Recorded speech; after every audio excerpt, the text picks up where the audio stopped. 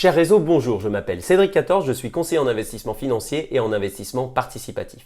Alors pour cet avant-dernier épisode et pour clôturer les épisodes dédiés à la mise en pratique technique, je vais vous présenter deux figures de retournement de tendance relativement puissantes. On les appelle les formations en balançoire et en tête et épaule de creux. Alors pourquoi ces deux figures en particulier? Eh bien parce qu'il existe un grand nombre de figures que certains experts aiment retrouver et rechercher dans les cours de bourse. On a les figures en drapeau, en fanion, en marteau, en triangle et bien d'autres encore.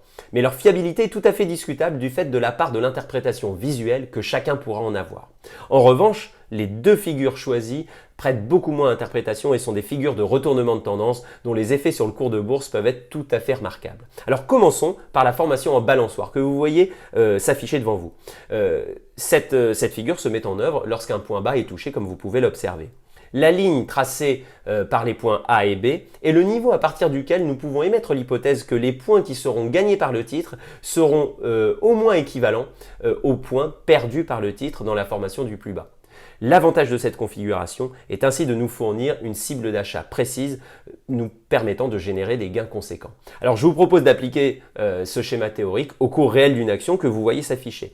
Alors la mise en place de la formation en balançoire se fait nettement. Le tracement du plus bas ou du creux a engendré la perte de 36 unités.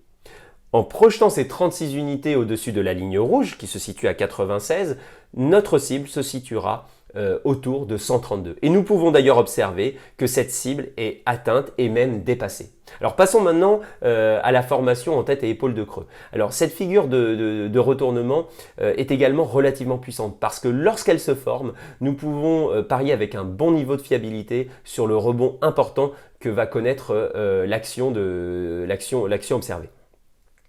La particularité de cette configuration est d'avoir le creux le plus bas, appelé la tête, entouré de deux creux moins marqués, appelés l'épaule gauche et l'épaule droite, comme vous pouvez le voir apparaître sur le croquis.